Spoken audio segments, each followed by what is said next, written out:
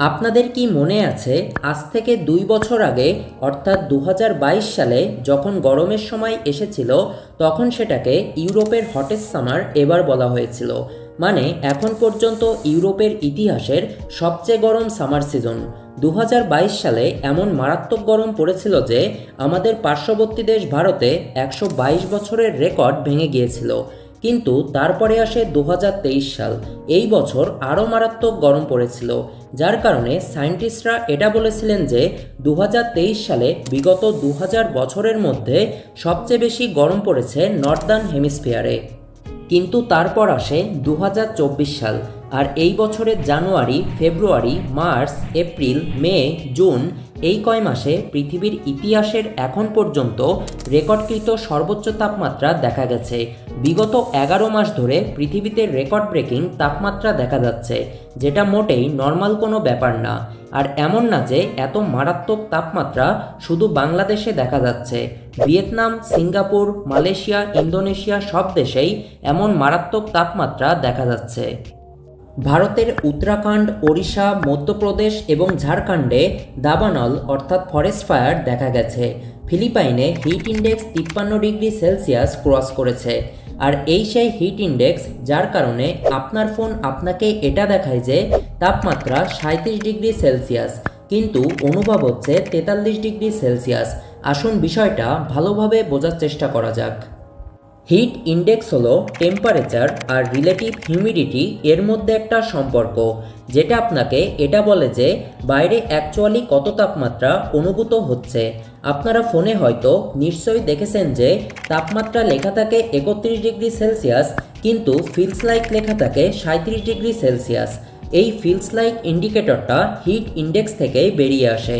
এই চার্টে আপনারা দেখতে পাচ্ছেন আলাদা আলাদা টেম্পারেচার, আলাদা আলাদা রিলেটিভ হিউমিডিটি আর তাদের কোরেসপন্ডিং হিট ইন্ডেক্স।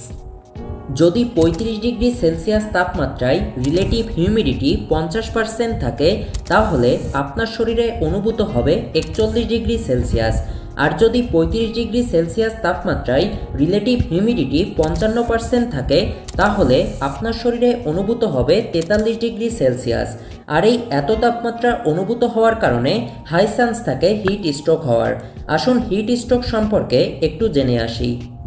দুই প্রকারের হিট স্ট্রোক হতে দেখা যায়। এক হলো এক্সেপশনাল হিট স্ট্রোক, আর দুই হলো non exceptional heat stroke. Exceptional heat stroke প্রায়শই তীব্র শারীরিক পরিশ্রমের কারণে ঘটে, যদি বাইরে অত্যাধিক গরম অনুভূত হয়। আর নন এক্সেপশনাল হিট স্ট্রোক প্রায়শই বয়স্ক মানুষদের হয়ে থাকে, যারা দীর্ঘদিন ধরে কোনো রোগে আক্রান্ত, যেমন ডায়াবেটিস।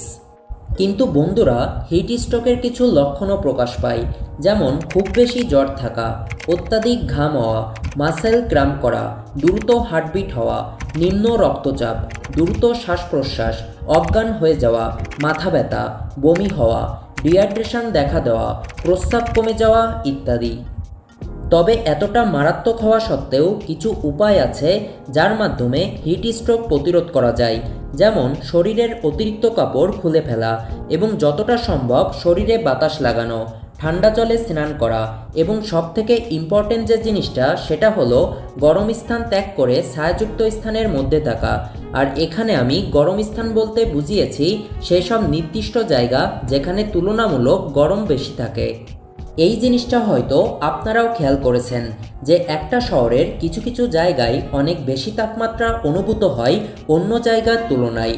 এমনটা একটা ইফেক্টের কারণে হয়, আর সেটা হলো the urban hit island effect.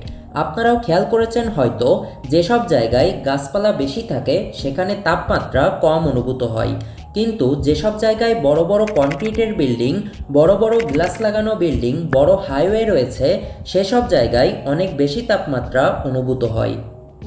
আর এর পিছনে কারণ হলো এসব কনক্রিট, গ্লাস এগুলো সূর্যের আলোকে শোষণ করে রাখে এবং তাপমাত্রা বিকিরণ করে, এই জন্য বেশি তাপমাত্রা অনুভূত হয়।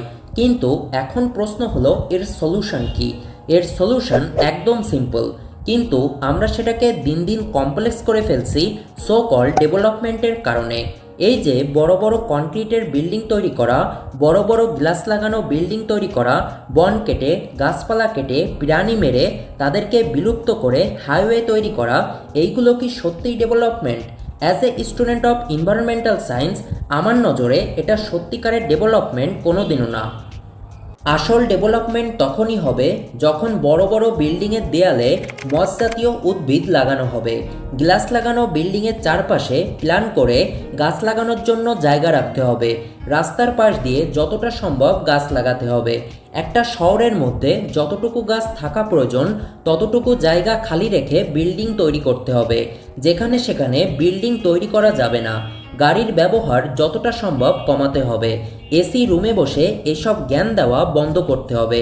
আমার নজরে এইসব হচ্ছে প্রকৃত ডেভেলপমেন্ট। অলরাইট, তো আজকের ভিডিওটি এই পর্যন্তই। ভিডিওটি শেষ পর্যন্ত দেখার জন্য ধন্যবাদ।